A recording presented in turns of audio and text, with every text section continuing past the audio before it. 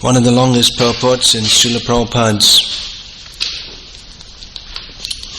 Bhagavad Gita as it is. Such an important book, the most important book for giving preliminary knowledge of Krishna, which means that it's the most important book for distribution among the masses of people. And actually, many millions of these Bhagavad Gitas have been distributed all over the world. And for knowing Krishna, the science of Krishna in great detail, then Srimad Bhagavatam is most important, and for coming to the highest level, or with a perfect understanding of Srimad Bhagavatam, is in Sri Chaitanya Charitamrita. So all these books are of unlimited importance.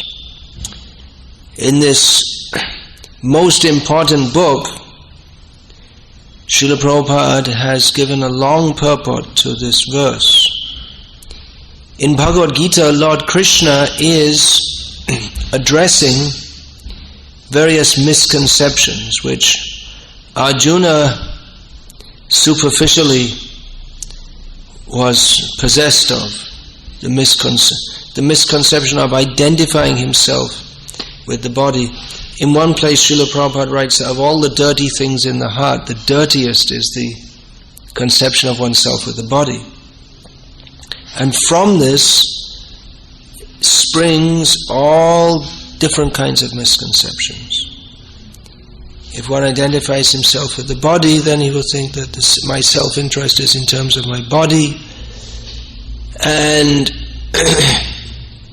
he will think that, well, among all the bodies, I am the most important body, and therefore cannot accept that Krishna's form is transcendental to all these bodies. You see, Krishna is just someone else, which is grossly offensive.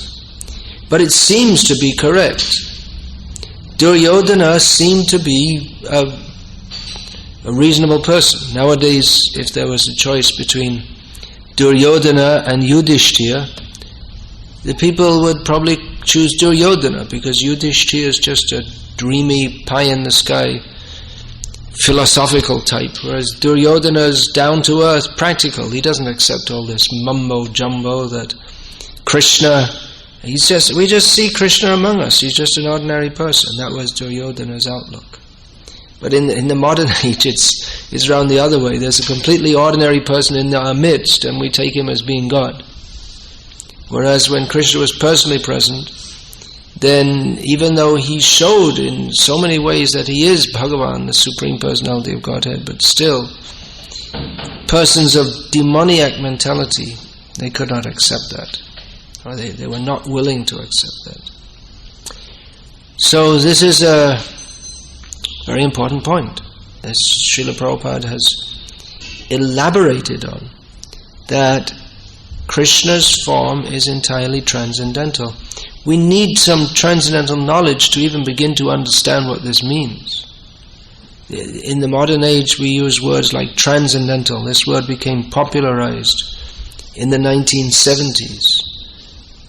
When it was used, widely marketed as an adjective for the word meditation, transcendental meditation. That founder of that transcendental meditation died recently. That Yogi Mahesh, something like that. So that word became very popular, transcendental. But what does it mean? Due to Mayavad, people think that the words can have any meaning that you ascribe to them, which is exactly the enemy of true transcendental understanding. True transcendental understanding means to distinguish spirit from matter, to distinguish the supreme from the dependent. But the Mayavadi way of thinking, it attempts to merge everything into one. Everything is all one. So, according to the Mayavad understanding, if I say, I am God, they are convinced that it's true, because everything is God, so I'm also God.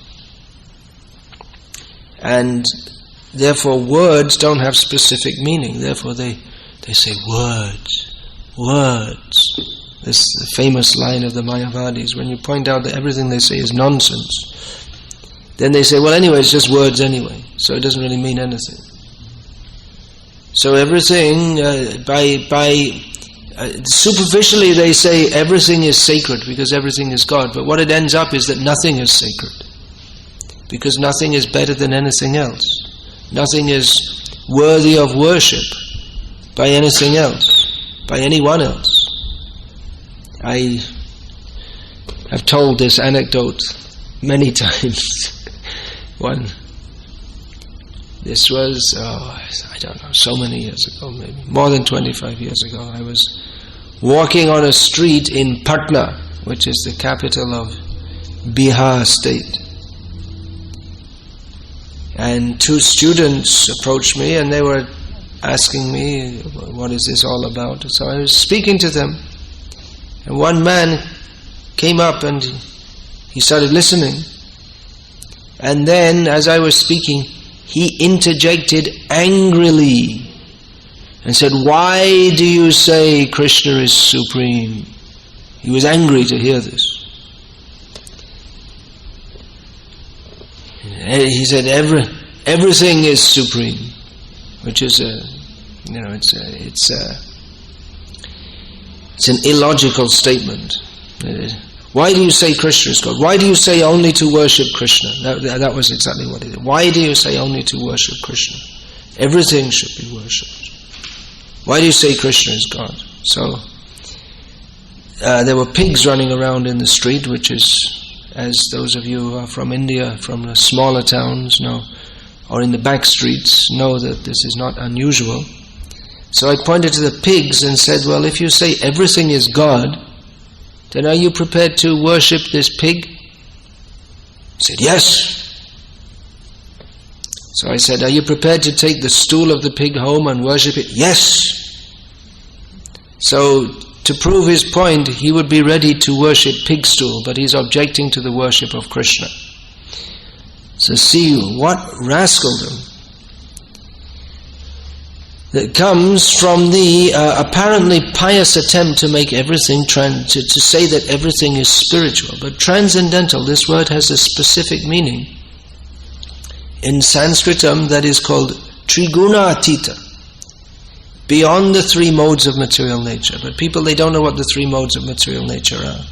Nor are they very interested to know, because this Mayavad, the people, they mix Mayavad with pseudo-bhakti, and then they say, well, it's just feelings, you see, I'm feeling so much bhakti, but then you'll see that they have no idea of who bhakti is meant for. So Srila Prabhupada establishes everything. We find at the end of the 6th chapter of Bhagavad Gita, Prabhupada establishes that the bhaj, this root from which we have the word bhajan, which means worship.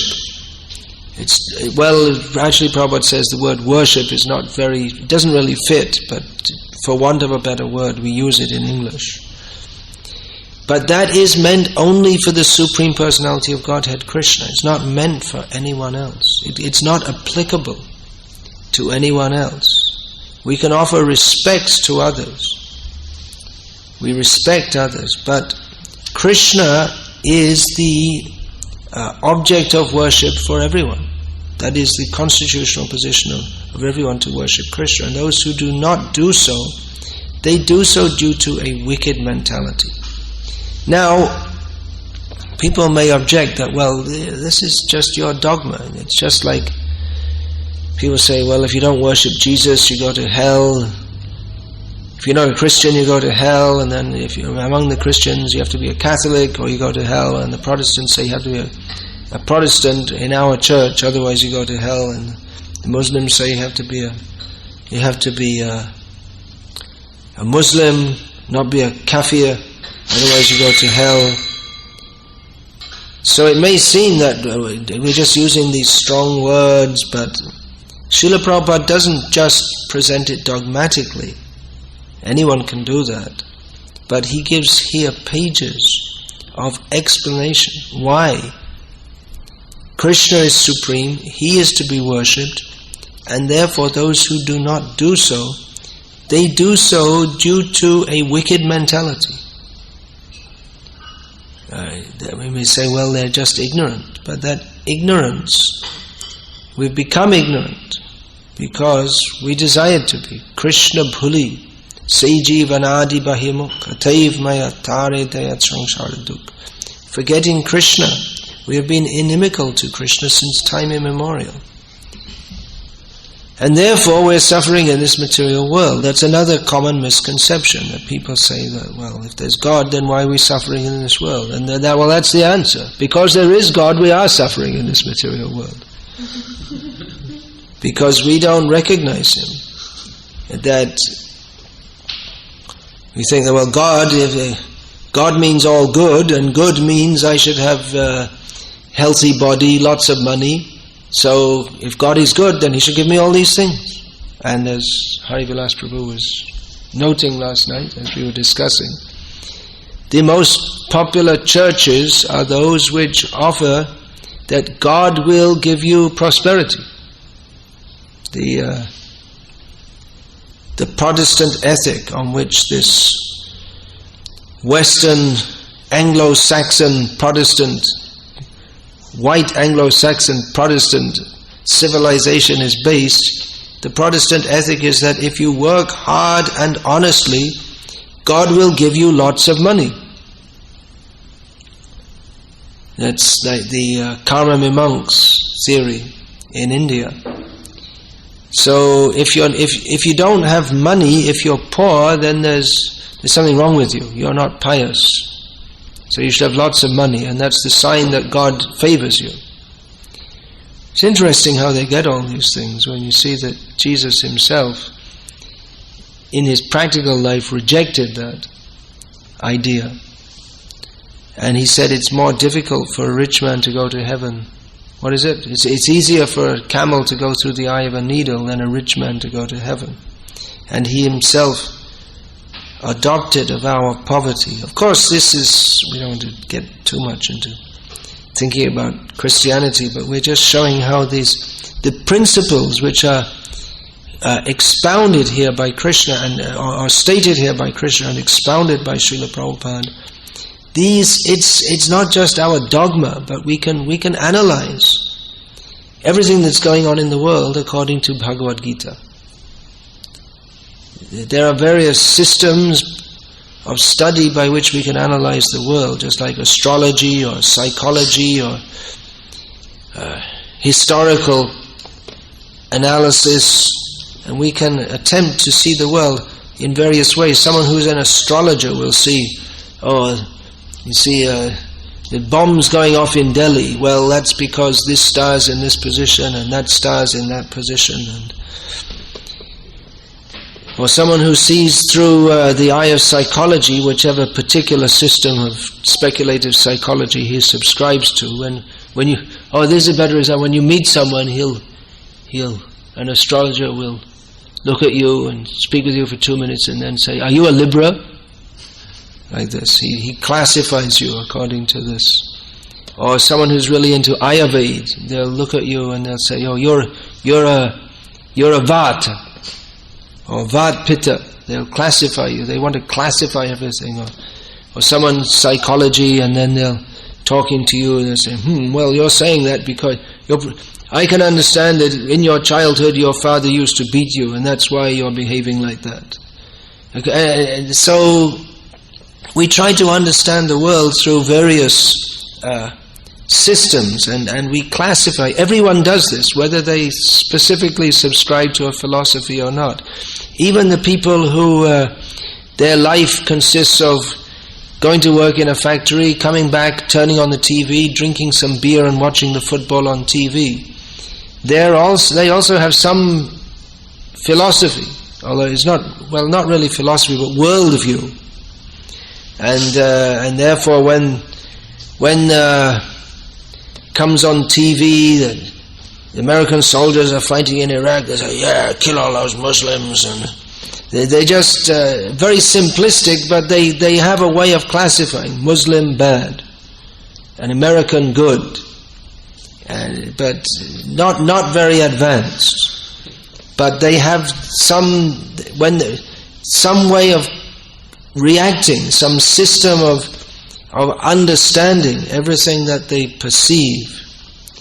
So Srila Prabhupada is very kindly, or Krishna has very kindly given us, Srila Prabhupada who has very kindly given us all this transcendental knowledge by which we can understand things according to Krishna's perspective. People say, why should I accept this philosophy? I have my own philosophy. Well, that's true. You can have your own philosophy, and Krishna, he's very liberal. He'll allow you. Have your own philosophy, okay, but you have to take the consequences of it also.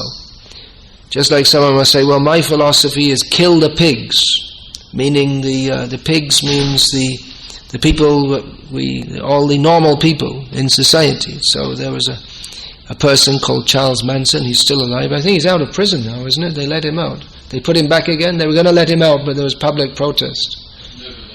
They never let him. So his philosophy was kill the pigs, and he meant, just like anyone who didn't agree with him, which meant practically all the population of America minus about 15 people. So he did that, and he had his philosophy, and he's in prison all his life, and actually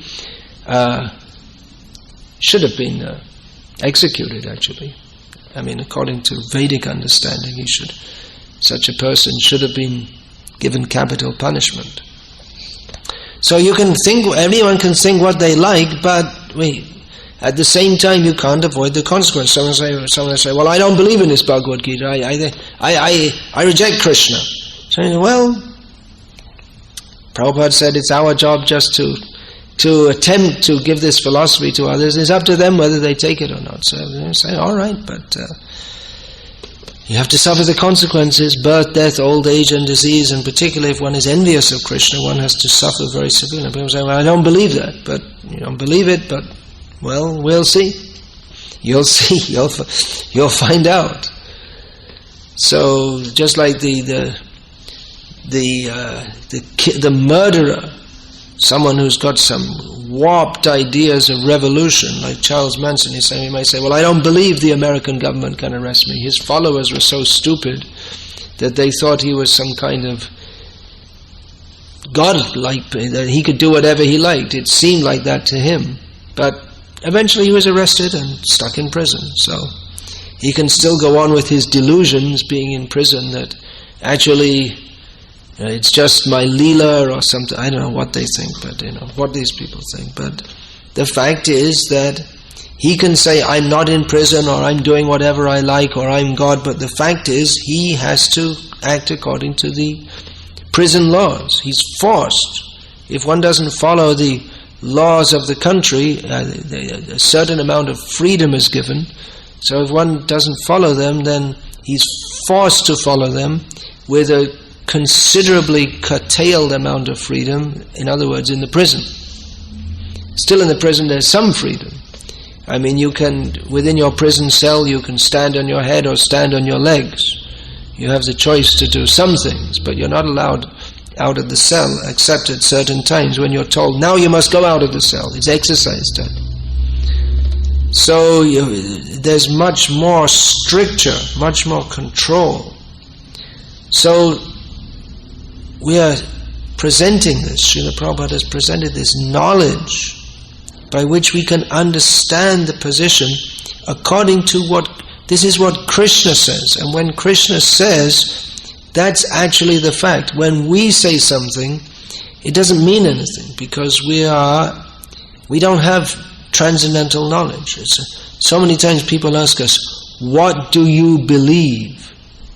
But it's a wrong question. The question at the very beginning, it presupposes that anyone can believe what they like, and any opinion is as good as any other, or anyway, I have my opinion, and if your opinion is somewhat similar to mine, I can accept it.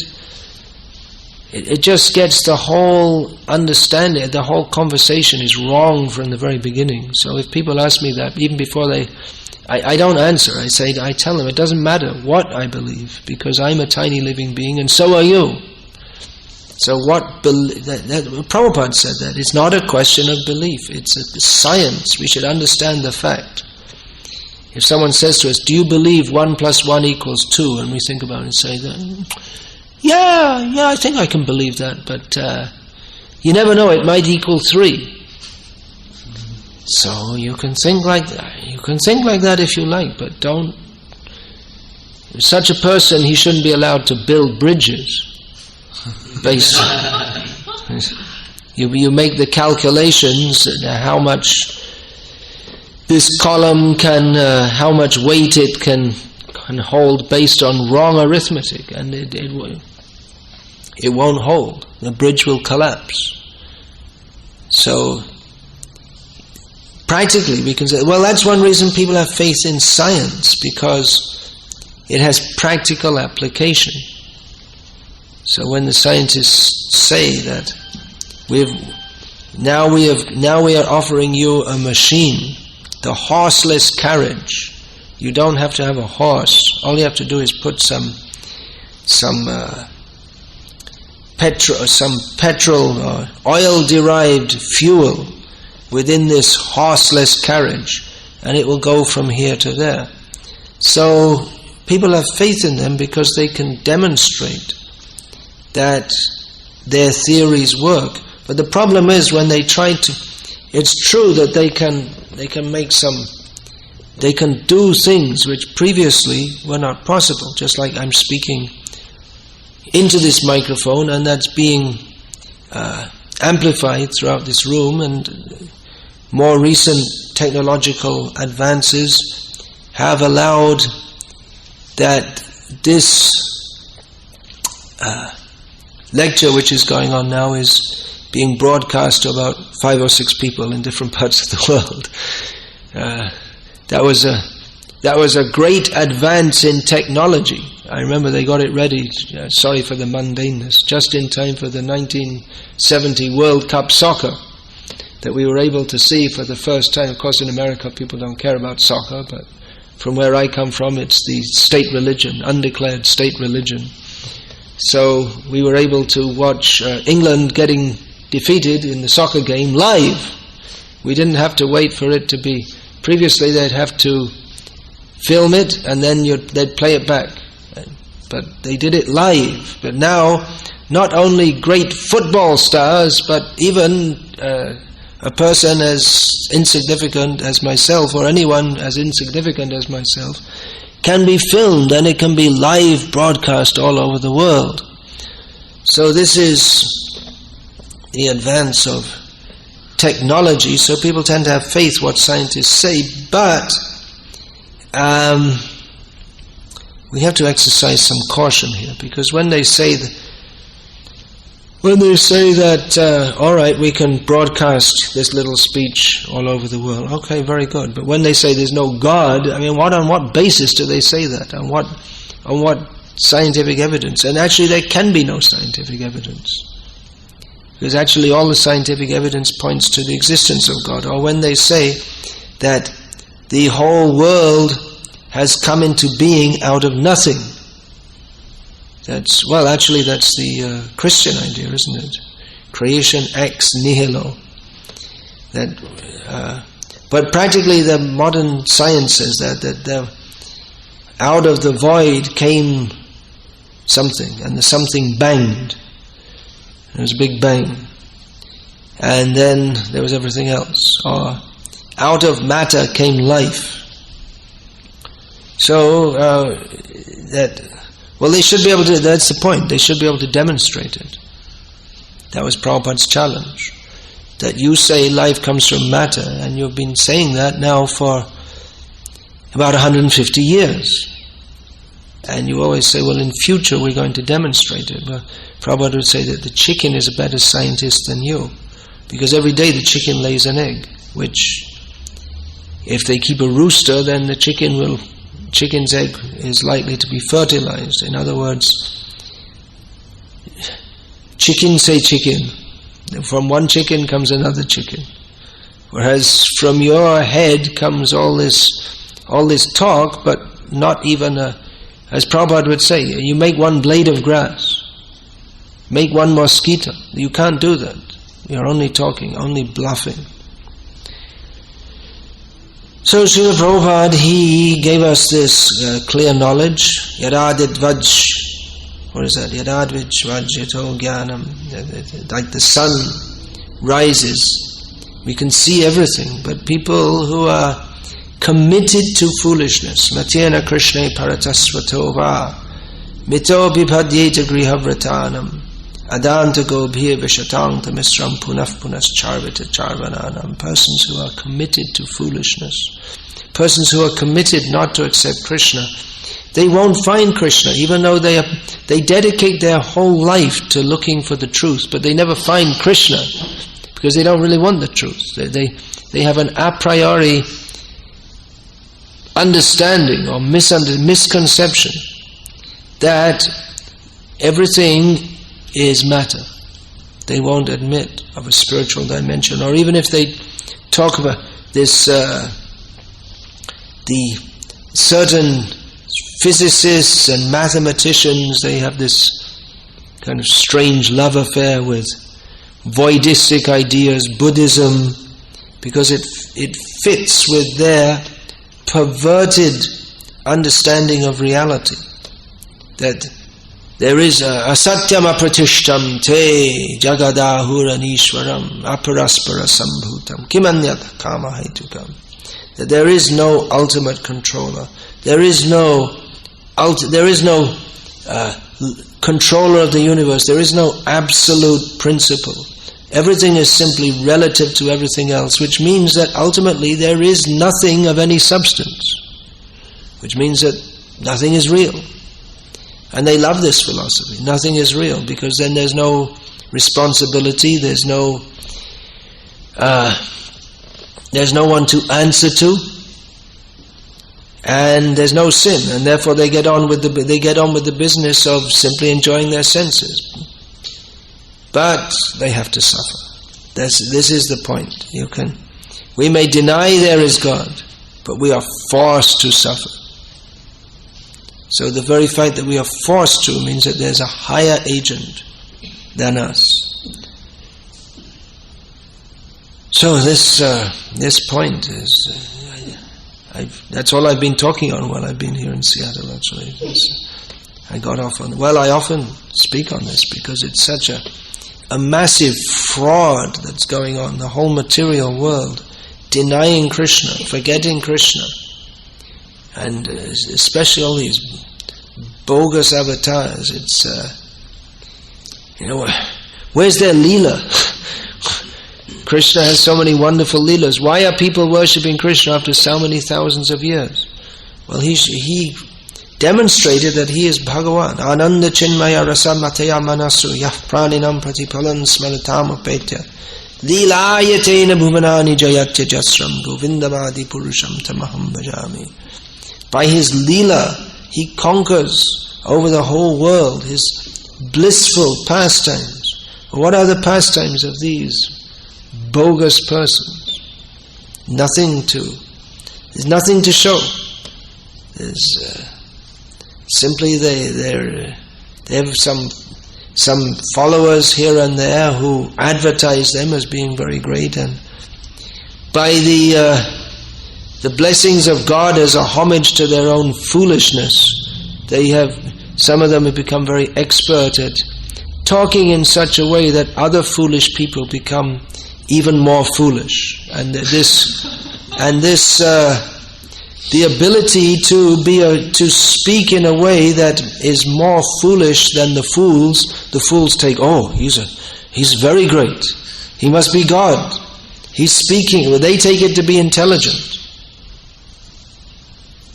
So this is what to do about this glut of nonsense. Well, the only thing is really to distribute this Bhagavad Gita as it is, especially, very widely. And immediately when anyone who has got even a tiny modicum of sanity or sincerity. They don't have to be super brain, PhD, MSc, but anyone who's just a little bit sane, which is difficult to find in these days, admittedly. But when they read Prabhupada's books, they can immediately understand that this is completely different from all the cheating that goes on in the name of literature and news and everything in the world, which means bogus. It's a completely tadvag visargo janataga viplavo. It's something completely different. It's revolutionary, because very clearly, without very, very clearly stated, which means we're not trying to, as the saying goes, pull the wool over people's eyes. That means we're not trying to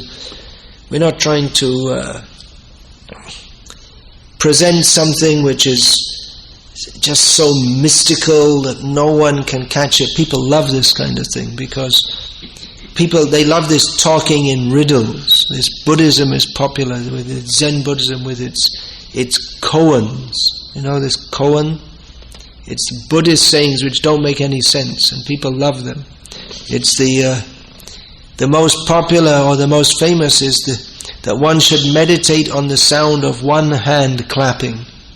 It's nonsense, but people love this. Oh yeah, so very spiritual. They think spiritual means something you can't understand, but Srila Prabhupada presented spiritual means something you must understand. It's not non-understandable, it's absolute, it's completely understandable. It's not pie in the sky spirituality in which you just imagine that you're spiritual while you're getting on with your material life. But clear knowledge of the personality of Godhead, it's so clear people hate it. People who are not sincere, they hate it. Because it's when the personality of Godhead is presented, He is supreme, we are subordinate. Then if we accept this, then we have to bow down to Him. As Prabhupada said here in Seattle, to some young man who's seeing Srila Prabhupada's disciples bow down, said, "I don't see why I have to bow down." Prabhupada immediately diagnosed, this is your disease. You don't want to bow down, but you are forced to bow down. If you don't bow down, you have to bow down to birth, death, old age and disease. You are forced to fall down dead and take another body. So, people who are sincere will accept this. For persons who are not, then they're in a very difficult situation. But at least we should understand this and present this knowledge to others, which is why Prabhupada, he lectured again and again and again on these topics, because he wanted his followers to understand these points. One cannot actually be a follower of Prabhupada unless we understand these points, which means we have to hear again and again from Prabhupada. And we have to present this to others also. It's very dangerous if we present Krishna consciousness just as some kind of sentimentality, or some kind of it's Indian or Hindu. Well, that's true marginally, but if we present that as our identity, as our main identity, then how are we to present that this is sarvopadi vinir muktam, this is free from all mundane designations, this is actually non-sectarian. People have a hard time understanding this. How can you say it's non-sectarian? Because it's applicable to everybody. And then people say, well, that's just your dogma, everyone says that. Well then, alright, try to understand this. Try to understand it. Use your intelligence. The Indians who are here now, in this part of the world, they're here because, most of them are here because of their intelligence. But they have this remarkable feat of turning off their intelligence when it comes to anything religious or spiritual. They think that, well, religion's just a matter of faith, so don't apply the intelligence. That's what Sadaputta Prabhu, he analyzed, that Hindus, they have this, they have the scientific consciousness, they're doing, and then they turn it off and they walk into the temple and they become a Hindu. And they walk out of and then they go back to their job and they're a technologist again. So they just switch on and they switch over. But Srila Prabhupada presented this, that no, it's Krishna consciousness. It's not a hobby. It's not a once a week go to the temple, and the rest of the time think differently. But we should how to see Krishna in everything, without being just some sentimentalist, but to understand the presence of Krishna everywhere. Anyway, I'll finish there. You all have to go to work. 8:30 is the end of the class time, so the time has come. And Hare Krishna. Any question, please? I think you all have to go, isn't it? You don't have to go. No? All right, ask a question.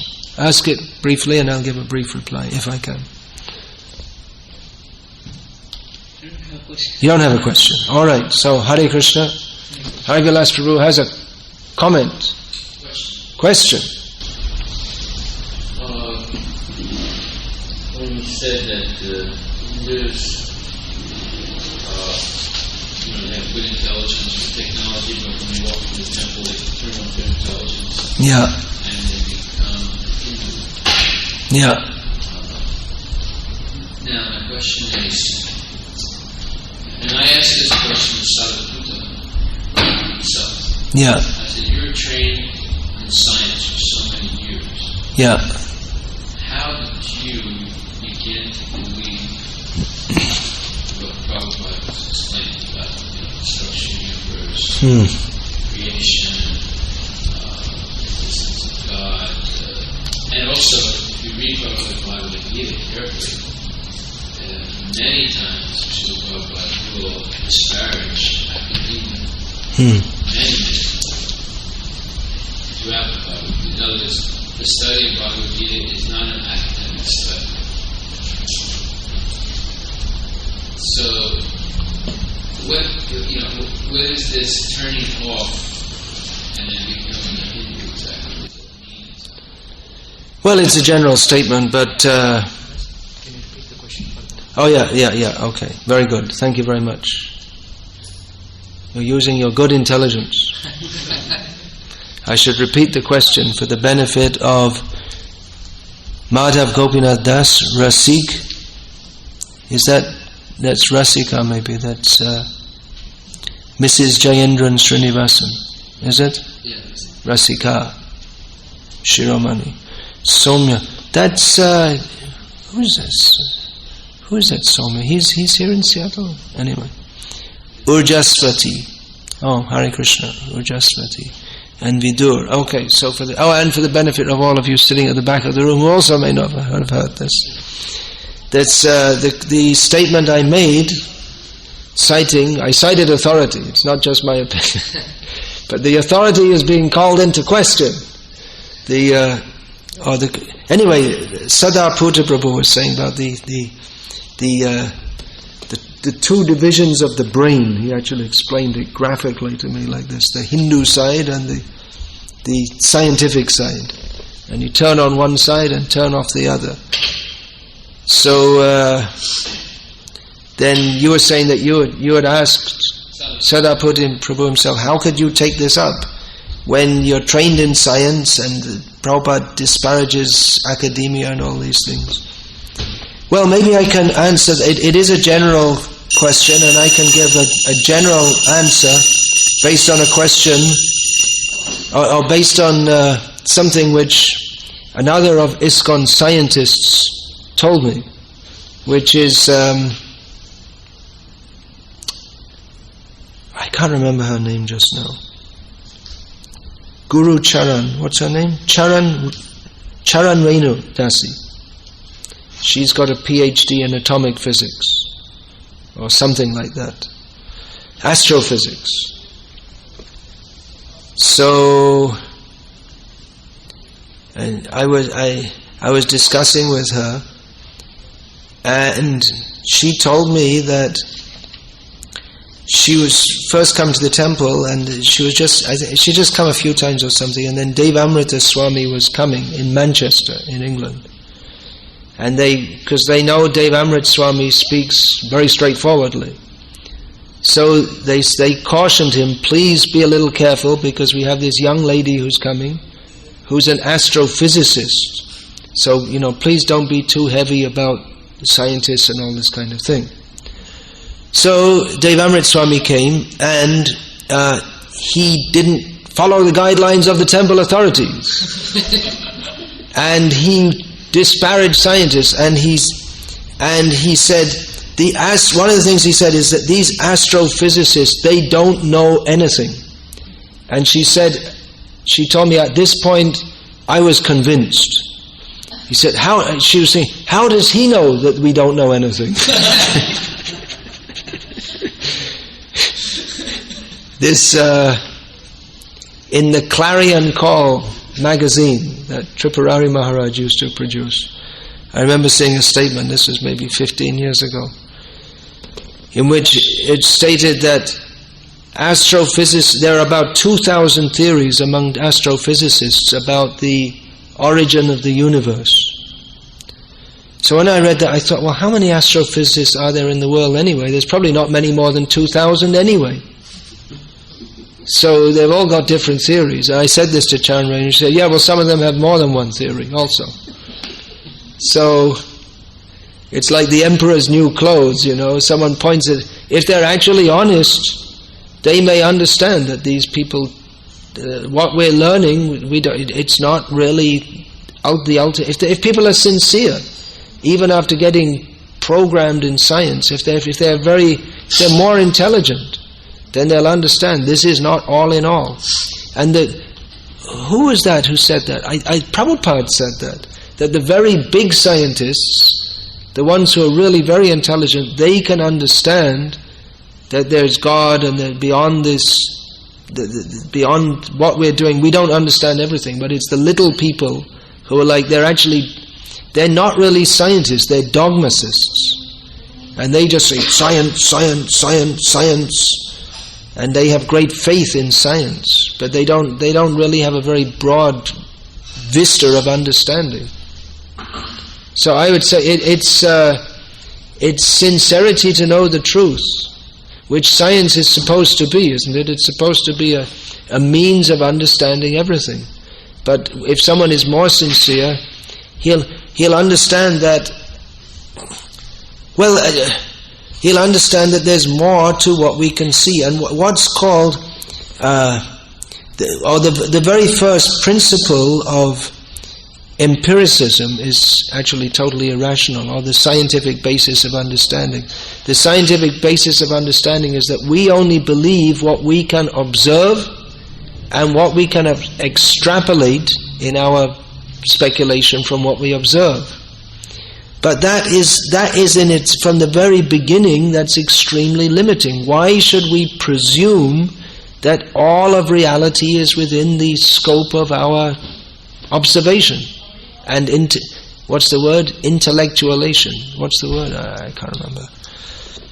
So, the very beginning, the first premise of material science is it's not very intelligent, actually, to think that rationation, that's the term. Everything is within what we can work out. To think that everything is understandable and that we won't accept anything unless it's graspable by the aroha panta, whatever we can see and speculate on. So the very first principle is not very intelligent, because why should we presume that all of reality is within the scope of our sensory perception and our ability to hypothesize about it? It's an extremely arrogant and stupid premise. Okay, you're convinced now? All right, surrender to Krishna. You have a comment. All right, Mr. Scientist. Yes, I'm putting my scientist hat right now. Okay. So most of science is nothing but a priori theorization, building a mathematical model, and studying the results. Yeah, all right. Most of science is a priori theorization, building a mathematical model, and what was the last thing? And analyzing the results. And analyzing the results. So everybody starts with their own theory, and then they build a mathematical model. Yeah. And 90% of the mathematical models are not solvable by present means. And there is a term for that. It's called NP-complete. So anything that cannot be solved in the next 100 years is called NP-complete problem. We're working on it. We are working. We don't understand it yet, but we're working on it. It's not only understanding, even the largest supercomputer will take 100 years to solve that problem. That's called NP-complete. All right. Which means it is not computable. So they use massive... Then they need to get into another dimension. So basically most of the problems are not solvable. Most of the... Well, that's why mathematics is... I was just in Boise, and the parents of Radhika Raman, Prabhu, who's famous as a bigger brain than even most of the Indians. Made in America, American transcendental brain. So his parents were telling me that he'd come to the attention of the people of Boise as being a whiz kid, and he was in philosophy, and then the head of the mathematics department in the local university came and approached Radhika Raman and said, why don't you do mathematics? Because math and science, math and philosophy, they go very well together. So he did. He had no background except just basic mathematics, but he just got right into that and did math. He majored in math also. And I was asking him, how do they get these children so well educated? He said, we just teach them Prabhupada's books, that's all. And then after that they can pick up anything. So that's the proof. He didn't have any background, just very basic, and then he went right through in a short time to university level. Pure mathematics. I presume it's pure mathematics because that's what goes with philosophy. What they call pure mathematics. It's a different usage of the word pure that we have. It means theoretical mathematics. Anyway, Hare Krishna. Srila Prabhupada ki jai. Bhagavad Gita as it is ki jai.